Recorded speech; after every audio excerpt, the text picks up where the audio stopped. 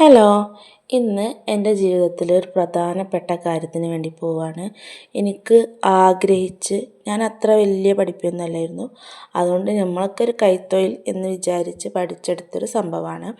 അപ്പോൾ ആദ്യം കുട്ടികൾക്ക് വിശക്കുമെന്ന് പറഞ്ഞപ്പോൾ അവർക്ക് ചായയും കടിയും പൊറാട്ടയും ഒക്കെ വാങ്ങിക്കൊടുത്ത് മീൻ കറിയൊക്കെ ആയിരുന്നു. അതൊക്കെ കൂട്ടി കഴിച്ച് ഞങ്ങളെ കോളേജിൻ്റെ അവിടെ എത്തി. ഓക്സ്ഫോർഡ് കോളേജിലാണ് ഞാൻ പഠിച്ചിരുന്നത്.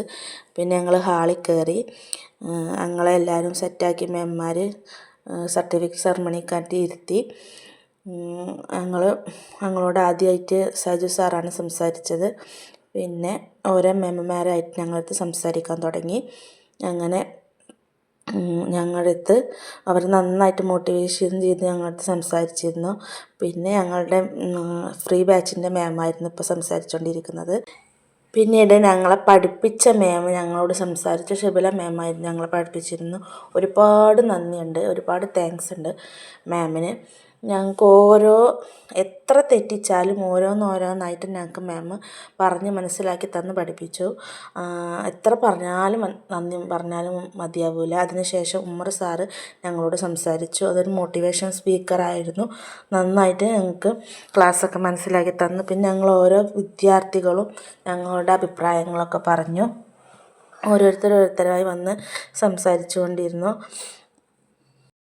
എല്ലാവർക്കും നല്ല ഷൈ ആയിരുന്നു. കാരണം ഒരുപാട് വർഷങ്ങൾക്ക് ശേഷമാണ് സ്റ്റേജിൽ കയറുന്നത്. എല്ലാവരും വീട്ടമ്മമാരാണ്. 10ഉം 8ഉം 12ഉം 13ഒക്കെ വർഷം കഴിഞ്ഞ് സ്റ്റേജിൽ കയറുന്ന ആൾക്കാരുണ്ടായിരുന്നു. ചിലരൊക്കെ ഇമോഷണലായിട്ട് കരയുന്ന പോലും ഉണ്ടായിരുന്നു.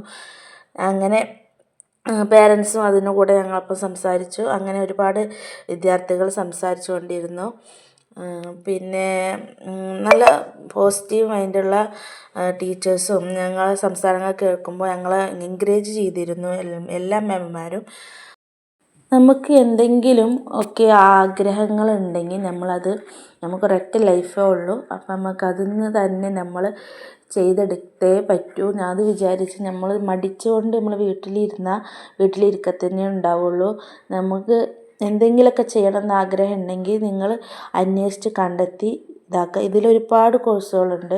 ഓക്സ്ഫോർഡിൽ ഒരുപാട് കോഴ്സുകളുണ്ട്. അപ്പോൾ ഓക്സ്ഫോർഡിനോട് എത്ര നന്ദി പറഞ്ഞാലും ഞാൻ എങ്ങനെ ഇതിലെത്തിയെന്ന് ചോദിച്ചാൽ ഞാൻ എൻ്റെ ഒരു ഫ്രണ്ട് സ്റ്റാറ്റസ് ഇട്ടതിൻ്റെ പുറത്ത് ഞാൻ അതിനെപ്പറ്റി അന്വേഷിച്ച് അങ്ങനെയാണ് ഇതിലേക്ക് ജോയിൻ ആയത്. അങ്ങനെ ഓരോ വിദ്യാർത്ഥികളായിട്ട് സർട്ടിഫിക്കറ്റ് വാങ്ങാൻ തുടങ്ങി.